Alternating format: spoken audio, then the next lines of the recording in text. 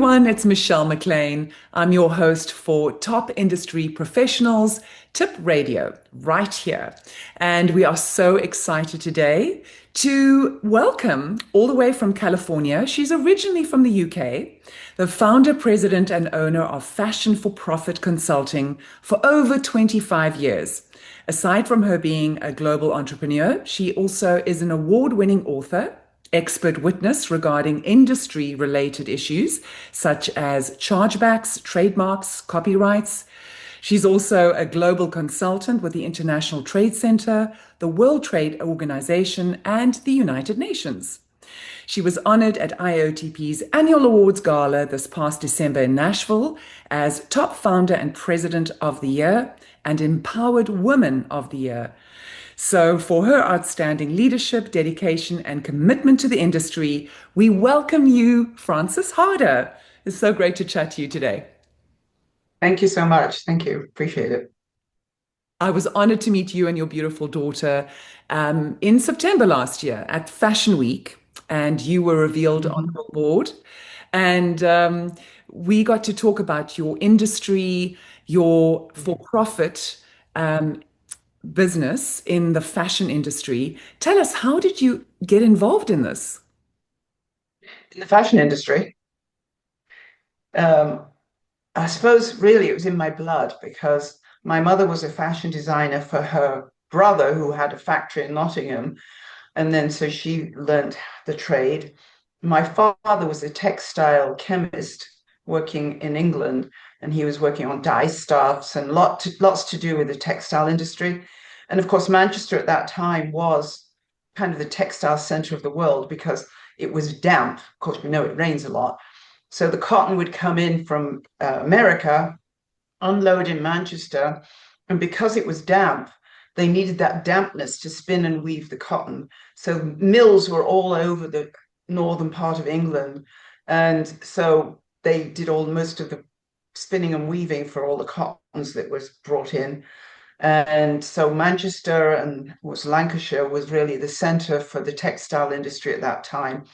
I mean, it was the Industrial Revolution years ago, and you had these mills with 5-year-olds being small enough to go in between the machines, and when the thread broke, these little 5-year-olds would have to spin them and join them up again. And so, there were kids they were living in dormitories in the back. I mean, we don't really understand or know the history of the Industrial Revolution and how hard it was for the really working people. So, I was sort of witness to seeing, of course, after that, but you had a lot of these mills that were left, but it became part of in my blood, I suppose. And I then, when I got into college, and I sort of continued my journey, which has been a really, I know you asked, one of the questions was about my hardships, but my journey once I got into college was really a journey of doors opening. And I always say that to young students is, intern, get yourself around meeting people who can help you project you into the next thing. So I've been very fortunate and very lucky to have had an amazing journey, and I appreciate it. I appreciate this honor. Well, goodness, Francis. But was this always your dream? Yes, you grew up in that environment, but do we always kind of lean towards something that we know, or is this a passion of yours? Actually, I wanted to be a graphic designer. I was, very much into art, but my brother became a graphic designer, and so somehow I got swept up in going into the fashion industry. So that was one of the things that really I wanted to be in art, which of course fashion is in art, the art industry as well. So yeah, it was interesting. I wanted to be a nurse when I was 5 years old, but it's a good job I wasn't. My daughter's an RN in NICU, but she's very good. Well, you and I both, I wanted to be a ballet dancer. And the age of Yeah, ballet dancer. one of my teachers said to me, you're just a little bit too tall for this, and you're definitely going to be growing more. So sorry, you can't do this. But Yeah, those right. But those are the journeys that we go on. And talking about journeys, what would your advice be to anybody in your industry? You mentioned earlier, you've just got to meet with the right people, but surely you've got to have a little bit more than that. You've got to have the talent, the passion. Yes, you have to be, and also understanding how to speak to people and listening to them as well as talking yourself, which is sometimes an issue. But I think I have, been so lucky with, I mean, there are ups and downs. You've got to stand up for yourself quite a few times. And I think it's hard work and being honest with young students when I was teaching. And as I said earlier, interning opened doors for me and it's opened up doors. I had an intern come in from Cal Poly Pomona. I'm on their advisory board. And she ended up being the executive director. And now she's in charge of um, directing, what was it called? Outdoor retailing, a trade show. So, these steps that you take, as you probably are another amazing story, how these doors open for you and, are you willing to walk through? And if it doesn't work out, are you willing to walk back or keep on walking? No, that's so true. I mean, having tenacity in this business and talking about being a woman in the fashion industry. Let's just delve into that a little bit because, it's like many industries, it's very driven by, if you look at all the designers in the world, it's mostly males. So what would your take on that be? To go back to when I was a child and talking about my brother going to college to study graphic design. My sister was kind of the clever one. So she went to all the best colleges and stuff. But I'm dyslexic. And, when I was growing up, they didn't really know what dyslexia was. I was just considered to be not very bright. So at that time, they had 11 plus. I don't know if you've ever heard of that, Michelle, but they 11 years old, you would take a test. You'd either go to secondary modern or you go to the grammar school. Well, my brother was like, he was also dyslexic and not what they considered to be that bright, but he was a boy, so he went to private school, right? But because I'm a girl, just go to secondary modern school. And it was, I would say, the turning point in my life has been when I stood up for myself. And I had, as I say, in the secondary modern school, I did a lot of sports activities. I was enjoying art. Um, and one day, you probably think this is funny, but I had a picture of Pat Boone on my desk. And many years ago, he was my favorite guy. It was either Elvis or Pat Boone. And one day I came in and a girl had stolen it and put it on her desk, right? So I came in and I said, that belongs to me. She said, oh, yeah, what are you going to do about it? She said, for 2 pins, I'd beat your ass. And you probably you've heard 2 pins before, right? So it was so funny, but I've been doing judo. So, and she was much taller than me. So, which is not hard. Anyway, so I go home and I think about it. So the next day I come in and put 2 pins on her desk. So she said, right, you're on. I'll see you in the playground. So playground time. And we go out into the playground and she's got a little cohort with her. And I did not know this, but all the teachers' lounge was above, looking down onto our playground. So the fight started, and of course, I had to take both of them on. Being doing judo, I was kind of pushing them around all over the place. And anyway, I suddenly ended all disheveled and walked back into the school, and the teachers were lined up. And the games teacher said, "You're going to be the games captain," and I was. And the art teacher said, to get you into art college, and she did. And the English teacher said, I know you like Charles Dickens, but you sort of write funnily, but I'm going to take you some Charles Dickens plays. And it was like that, they got all that happened. It's just incredible how standing up for yourself changed my life. So there's been a few of those times where you just have to, you know, get through it. That's a beautiful, beautiful inspirational story because a lot of the time, people will say, "Oh, turn the other cheek," just don't, sorry, don't worry about it. Just, things will change.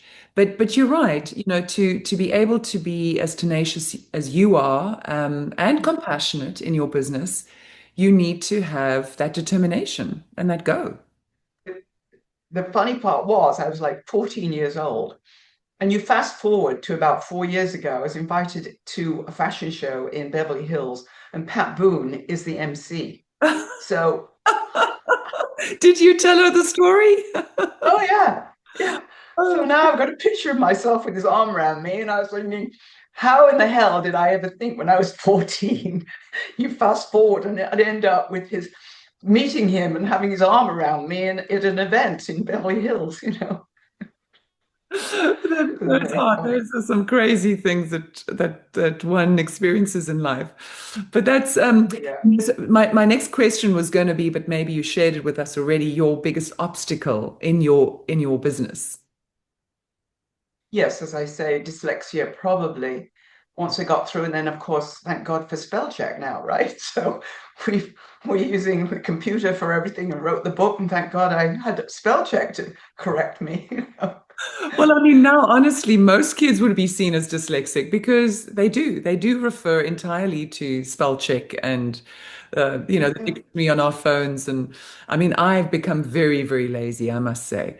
So just in order to keep it up, I make sure I read, and then if I can't find the word, I like try 3 or 4 times. It doesn't look right.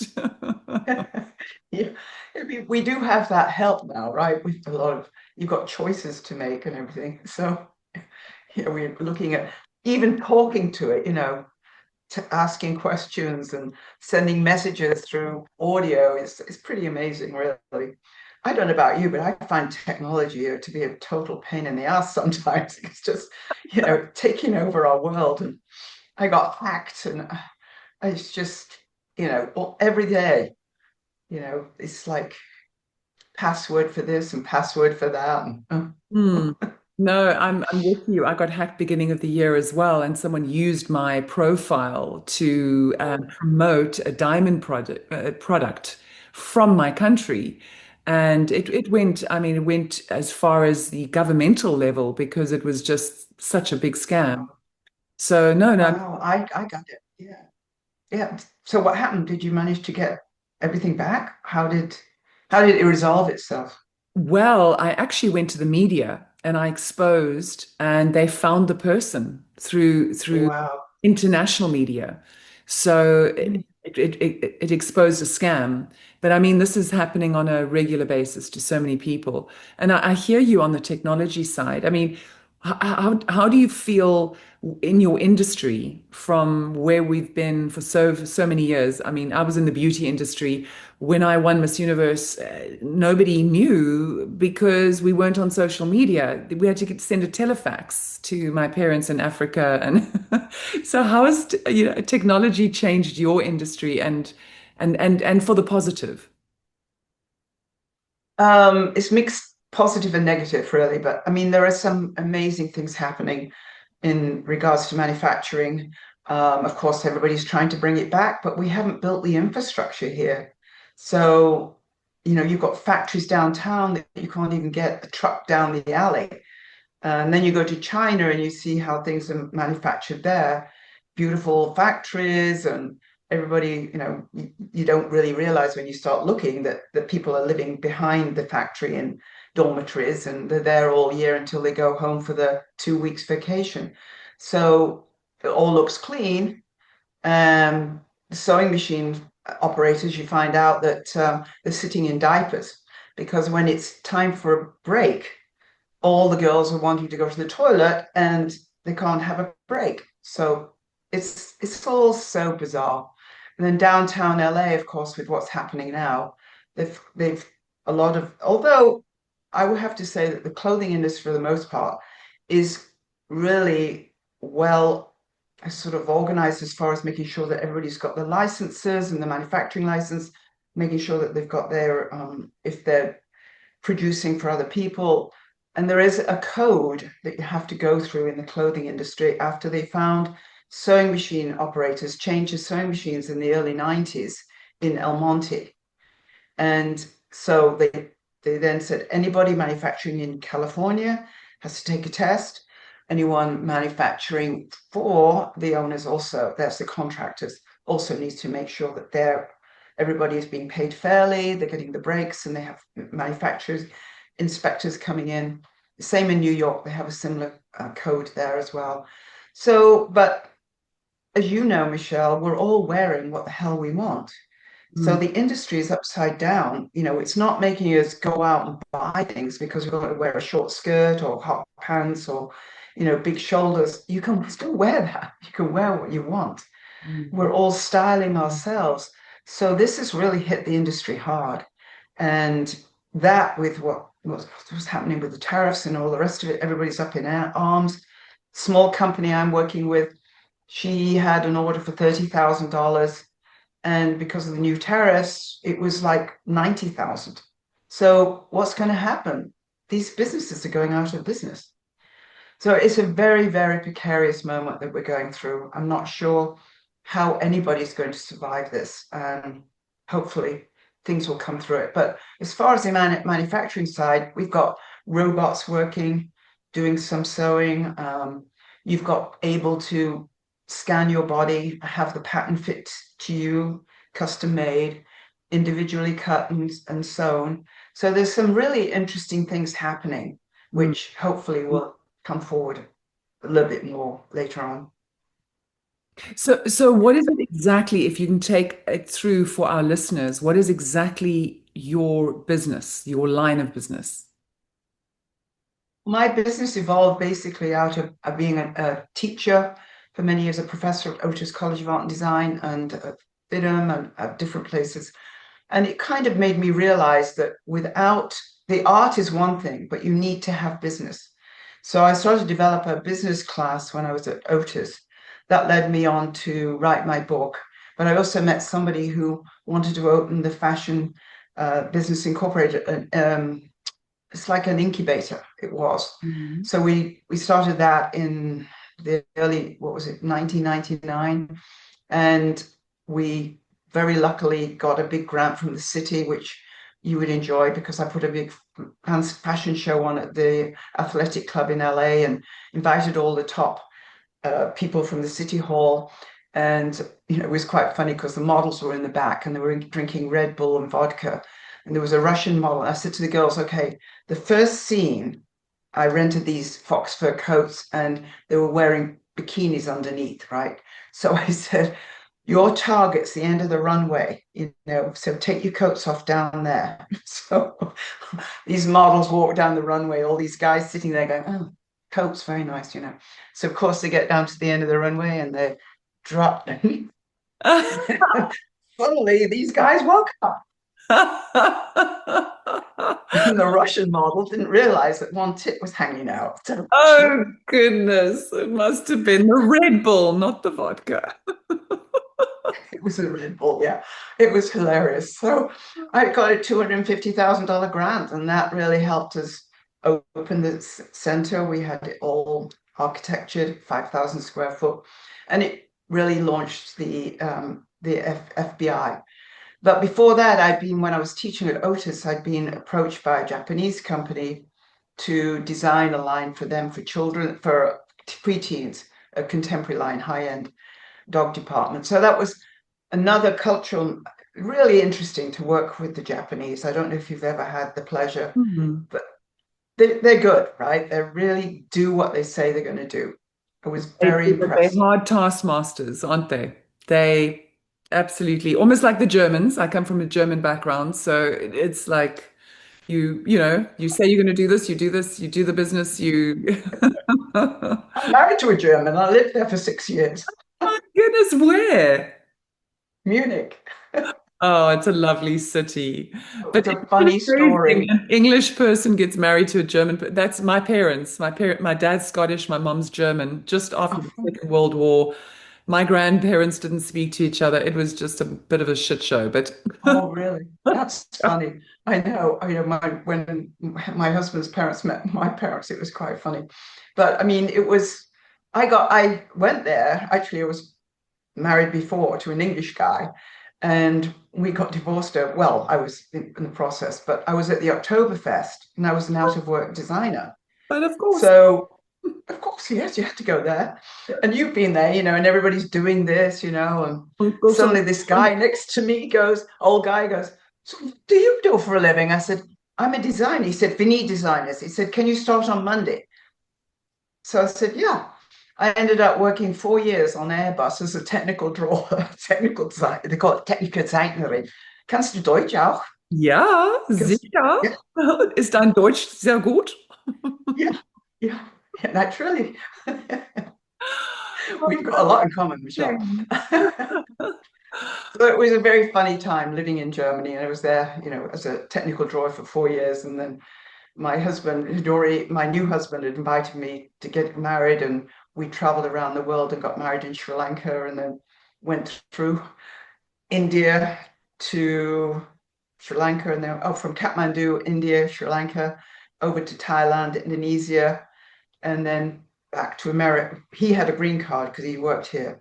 So we arrived in New York, bought an old car, I think it was an Ace Ventura actually, and we drove across America. And that was, and when I got to California, it was like, okay, this is it. I'm staying.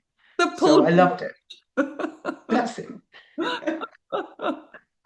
Well, it's so interesting the backgrounds we do have because you said you come from Manchester, and we spoke earlier about my husband that I married, having been Yeah. born Ipswich, but having been a goalkeeper for Manchester United in Manchester for 10 years. And he said that this is the reason why we live in Florida, because it rained for 310 days of the year, or maybe 350 days of the year. Right. And he just said, I'm Right. never going to be cold again. I'm going to be in Florida. It's so true. And I mean, we actually moved after 4 years from here to Seattle, and I taught at the community college there for 2 years, and then with the kids then, and had the opportunity to go to Germany. That's when we took the kids to Germany. I wanted them to learn, have an international background, although it was pretty difficult going back there with two small kids because they're not really kinderfreundlich.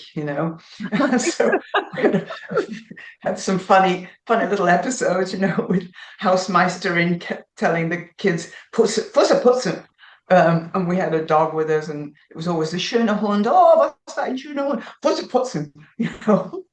So, we had Oh, some that's so funny funny. experiences. So Well, after 2 years, it was like, and they're out of school at 12 o'clock. You can't really do much. I was teaching at the international school, but so now I want to get back. So we came back, and I want to come to California. So we came back to California, and I love it here. It's been great, and I never thought that out of my two children, my daughter lives near. Thank goodness you met, and my son now lives in Maui, and he's got a business there, and they're doing very well. So we go over there. So that's a beautiful hop from here to Maui. oh, wonderful. Gary's son is in Hawaii as a helicopter pilot. So we Really? also get to do a trip there or two. To Maui? Is it in Maui? No, I don't think it's on. Is that the main island? I'm not. No, the big one is I mean, Is Honolulu is the big Yes, city. yes, Yeah, yeah. yeah, yeah. But So it's lovely. yeah, no. I mean, we could just chat here forever. I Yeah, know. we will definitely get together very, very soon. I'll hopefully see you in Las Vegas, right? End of the year. Yeah, Oh, good. definitely. Yeah, looking forward to it. Yeah, Connect. yeah, Is your husband joining yeah. your daughter? No, he won't be coming. He's not very well, unfortunately. Oh, So bit tough, sorry to but. hear that. mm. Well, So anyway, but my daughter's coming and she's looking forward to it. So we're planning to see a show. So see where it goes. Yeah. yeah, I know. Gary and I want to visit the Sphere. We haven't seen the Sphere yet, so it's it's Oh yeah. it's that new dome that's yeah looks incredible. So for any of our I listeners, go there twice a year. I are go you? twice a year to the trade shows, to Oh, magic trade shows. I've been asked to present there for the last 20 odd years. And so I'm going again in August, and I look out of the window and I see the sphere when I look out of my hotel window next to the convention center. So, I'm not keen on casinos, but I yeah, think the shows are fabulous. Yeah. yeah, It's absolutely. always fun to go. Gary and I saw Cirque du Soleil the one year, but we didn't realize it was a water Cirque du Soleil. So he booked Fabulous, though. prime seats. He wondered why they were so cheap right in front. You can imagine what happened to us. Were you wearing a swimsuit? It's just water all over us. And we then realized why the tickets were cheaper than, any other ticket. It That's was funny. good. It was good fun. Yeah, it Francis, is. I just wanted to talk about your illustrious career, and you have been on featured on magazines worldwide. You've had honors and awards.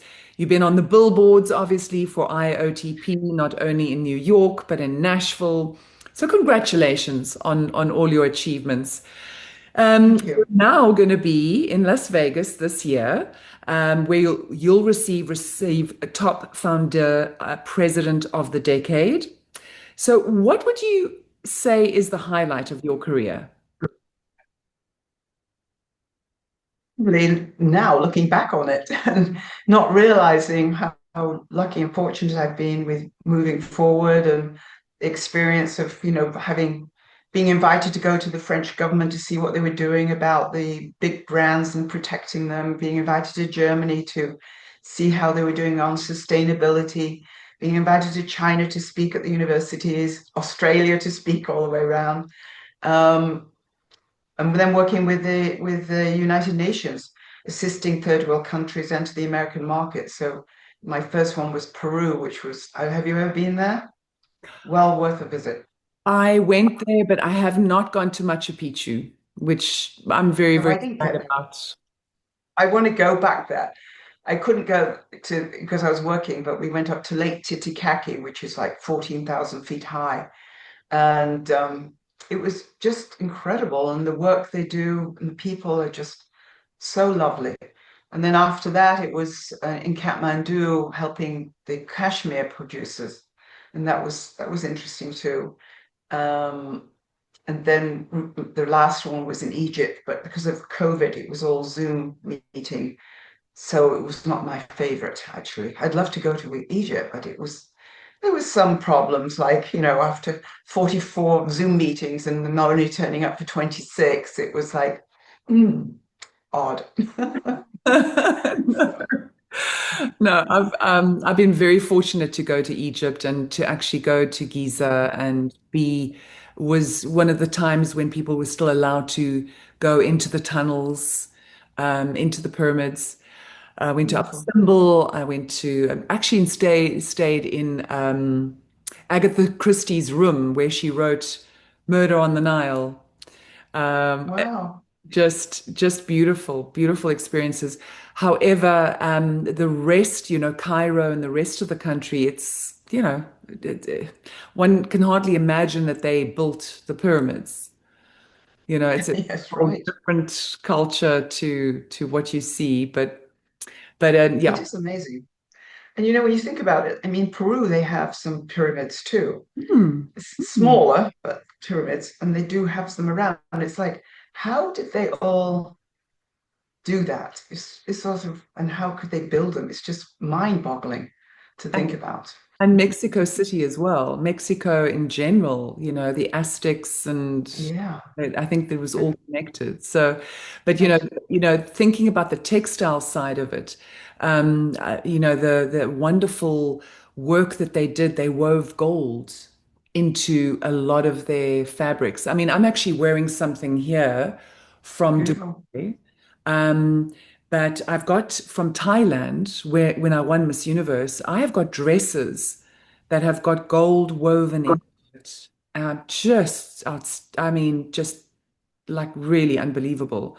So, Isn't that a symbol that you're wearing there? Is that a symbol from Thailand? no, no, no, this is not from Thailand. This is from Dubai. Oh, that's Yeah, Dubai. It's Dubai. beautiful. Yeah, Yeah. a girlfriend of mine gave it to me. But Mhm.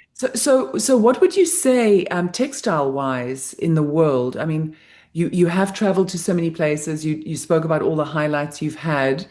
Where would you go next? I still would like to see Egypt properly, but like you did as a visitor.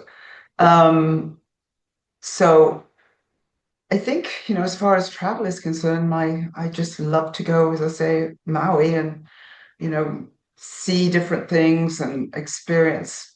I need to go back to England and visit the family and Germany as well. So, yeah. Well, we wish you so much success in the next few years. And what do you have planned, do you think, in for the trajectory for the next 5 years? Well, as I say, I still speak at the trade shows and the expert witness. I've got some cases coming up now, and they're always interesting to see what's going on. A lot of it's copyright issues, patent issues. So, I mean, there is some funny stories I'll have to tell you when I see you, but it's that's always interesting to see how people think that they can get away by stealing people's designs by scanning it in and changing it 30%. And if it looks the same, it is, you're going to get sued. So don't go there. I've even heard teachers telling students, oh, you can scan in a design and then manipulate it, 30% and change it. But you can't. If it's the same, it's the same. You're going to get sued. So that was interesting. So that and consulting and doing the trade shows. So it's all good fun. Well, wonderful, Francis. Well, thank you for sharing and your success stories and your advice. How do people get hold of you? How would our listeners get hold of you? Well, they can go to my website, fashionforprofit.com, which is fashionforprofit.com. And my email is Francis with an E, not an I. I always say I'm not the Pope yet. Francis with an E at fashionforprofit.com. And you'll see us up there. And LinkedIn, of course. You're there as well, right, Michelle? Yes, yes. We're all big one IAOTP family. Yeah, yeah, So much for your great. time today, Francis. Look forward to seeing you very soon again. In just Look forward to seeing you. I was and very fortunate to be able to sit with you at that table and enjoy your company. Thank you. likewise. Look forward to seeing you both when you come in December. Yeah, thank you. Look forward to seeing you then too. All Thank right. you for this opportunity. Cheers. Cheers, Francis. Thank Cheers. Bye you. bye.